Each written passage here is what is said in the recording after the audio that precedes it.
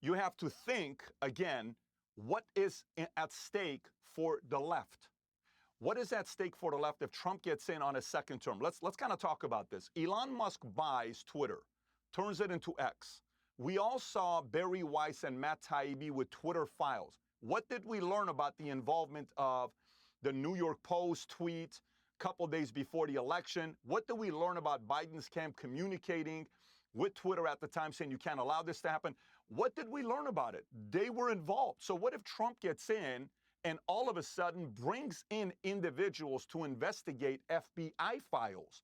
What about if there's CIA files? What about if there's DOJ files? What about if there's Merrick Garland files? What if there's all these files that we see with email that you can't just delete these emails because you're dealing with the government? What if we get access to that information? What would we really learn about this? Could this be one of those situations where, if you remember back in the days... So this is an excellent conversation between Patrick Bet-David from Valuetainment and Piers Morgan on Piers Morgan's show. I love the way that he thinks. He considers all options, and he even plays a devil's advocate to a couple things. And he's very quickly become somebody that I trust. I think it was his interview with Tucker Carlson where he's talking about his relationship with God and his history of growing up in Iran and everything that brought him here to America that really won me over. Because on the surface, he seems like he's a money guy. I believe he's part owner in the Yankees. He's real successful, but I appreciate that he's willing to kind of put it on the line to speak the truth, and I recommend checking him out on his channel over there at Valuetainment. But in this video, they discussed the lack of action taken by the director of Secret Service after the Trump attempted assassination. I think her name is Kim Cheadle. And it's a great back and forth, and I hope you enjoy it. If you do, make sure you hit that like button and subscribe to the channel along the way. Founder and host of PBD Podcast, Patrick Bet-David. Great to have you back, Patrick. How are you? Great. How you doing? Well, you know what? I feel a little bit discombobulated. I feel like there's a lot going on in the world and has been now for a sustained period of time. You know, we had the pandemic, we had war in Ukraine, we've had war in Gaza, we've had cost of living crisis sweeping the world. And now we have the attempted assassination, a very nearly successful attempted assassination of a man who was president of the United States only several years ago and may well be again. It's all disconcerting, isn't it? What was your reaction when you heard about what had happened to Donald Trump?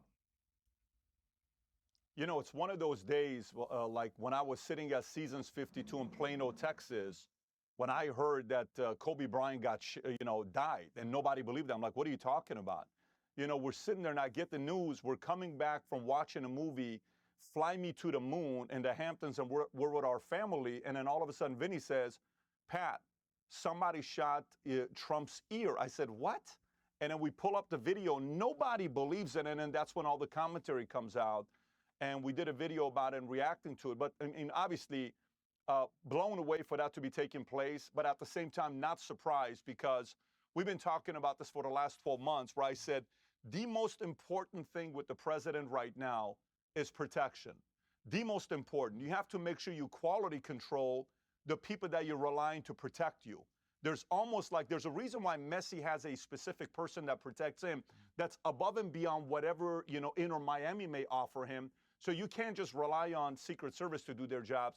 I think you need to go above and beyond, especially knowing that the Secret Service director is a Secret Service of the existing president who has had the DOJ go after you, who has tried to silence you. What makes you think they're going to fully give you their best people to protect you? Yeah, I would be a little bit more paranoid than the team was. And here's an interesting little tidbit about Director Kim Cheadle that you might not know. President Biden has a new director of the Secret Service. He announced yesterday that he's naming Kim Cheadle for the leadership role. Cheadle served on Biden's security detail when he was vice president. This shakeup comes amid scrutiny over the Secret Service's missing text messages relating to January 6th. Maybe a little, you scratch my back, I'll scratch yours? Piers, we were a half an inch away from civil war. We were a head not turning this way from a civil war. We've all seen the videos. And by the way, there is nothing wrong with questioning anything. One of the videos we showed is a reporter going around in California asking people, what do you think about the assassination attempt on the president? And everybody this person asked in California, everybody said, oh, It was a setup. We actually have that. Let me play that so that viewers know what you're talking about. Sure, go for it. Flag. False flag. Yeah, false flag. Somebody died and 2 people injured. What do you think about that? False flag. I thought it was magnificently staged. It was professionally done. Wait. Staged by who? Oh, by Mr. Trump, of course. I think this whole thing is staged. So Was it a bad thing, though? Was it a bad thing? Would you condemn it? oh, that he got Oh, shot, yeah. of course. Was it staged? Probably. One person died in the crowd, 2 critically injured. What Yeah, happened it's a there? Small price. It wouldn't matter to Trump. Do you think he cares if people die for him to be elected? Put a little scratch on his ear, threw a little blood on his face. Now, so you think that they planned from 130 yards away to shoot off the corner of his ear? And they never shot off the corner of it. That was all done by the people hanging around him. What about the people that died what about the father that died in the stand as well as the others that were critically injured? I don't know. I can't tell. What would you say our reasoning is for saying that, or we have no reasoning? Just the feeling. If Trump is involved, it's a fraud. I mean, it's staggering to me to hear that. And yet I had first-hand experience in the UK from various people that I encountered within 24 hours of what happened, immediately saying to me, because they recognized me and knew I'd been covering this, they said, this thing's staged, right? This was all set up. And I was like, what are you talking about? Of course it wasn't set up. But trying to make them understand it was real was pretty much impossible. But here's what I don't have a problem with. I don't have a problem with them saying that. I'm okay with that, and put that as a possibility that it was staged. Now, the possibility of being staged may be 0.1%, but we ought to put it out there as maybe this is possibility. Fine, give your argument.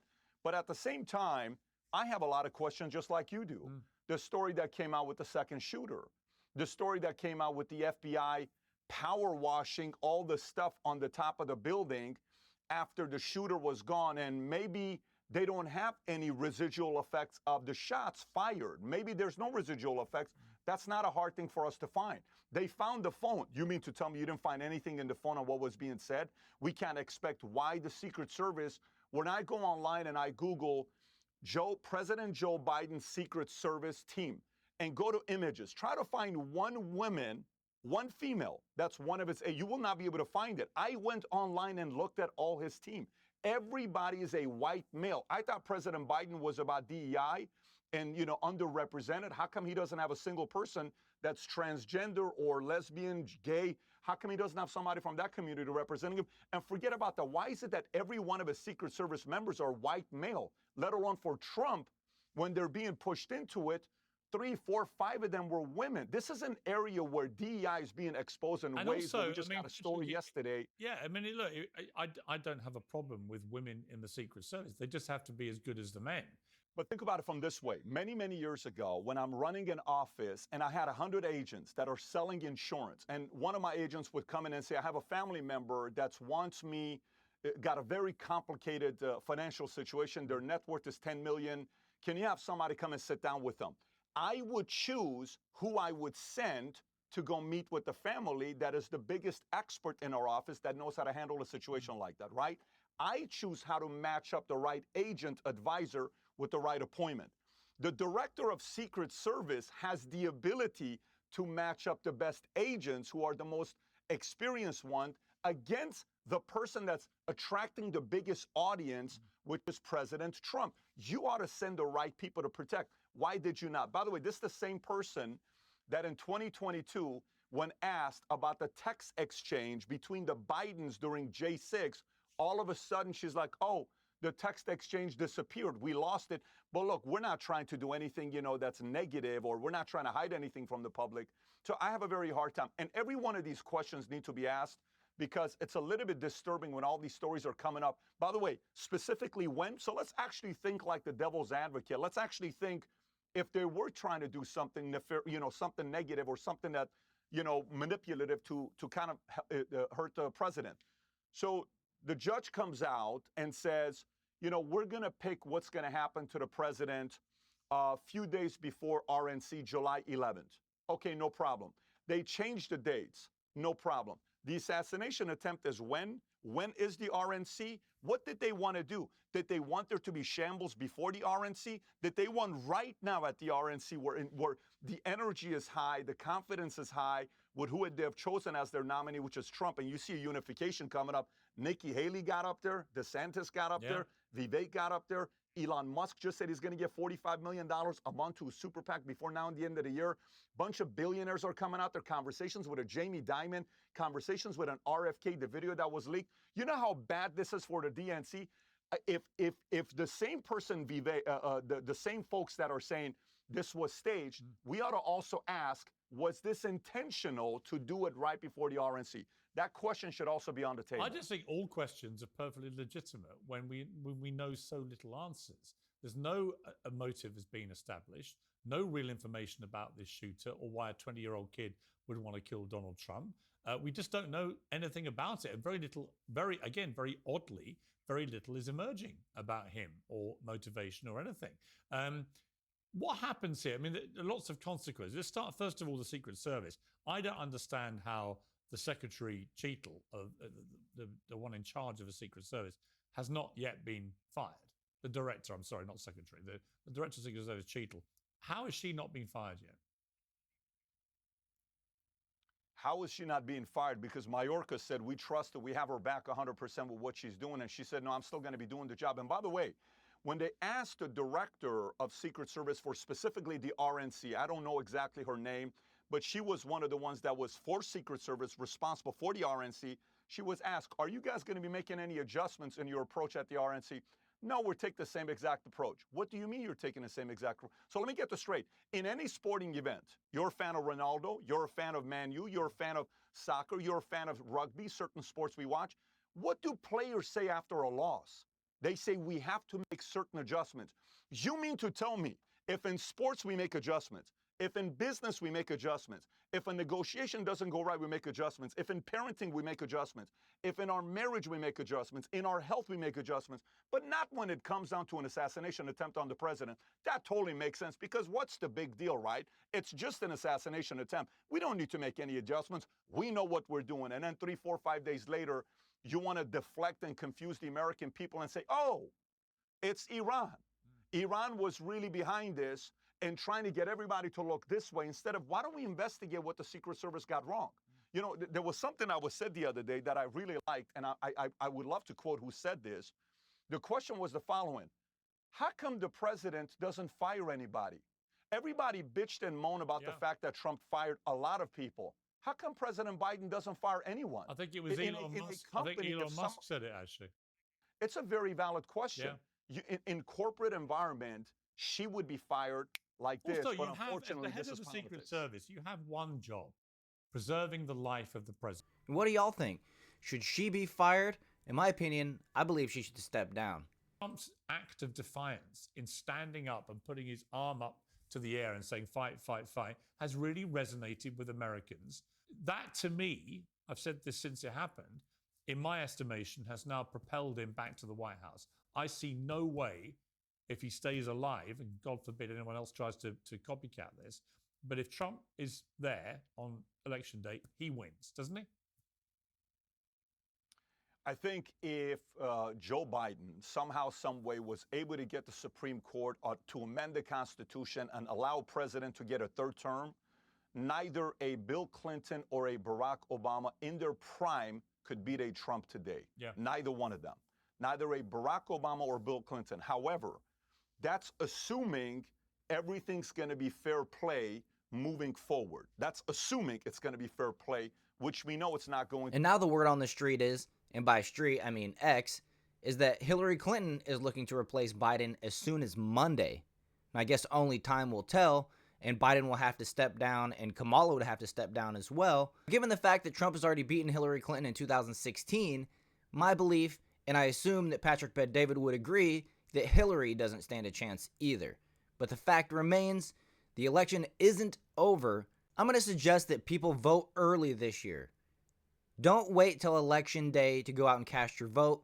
With everything that went on this week with CloudStrike, where all the airlines were shut down and everything until people went in and had to manually reboot everything and fix the software update error, you know, you just never know what can go on an election day. To minimize those chances and to ensure that our votes count.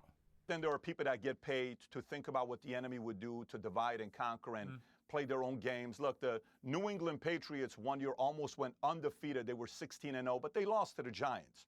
So you can't sit there and assume that all these things are going to be perfect and we're going to win. Nobody's going to get in our way. That's not how this thing works. I think for me, you have to think, again, what is at stake for the left? What is at stake for the left if Trump gets in on a second term? Let's kind of talk about this. Elon Musk buys Twitter, turns it into X.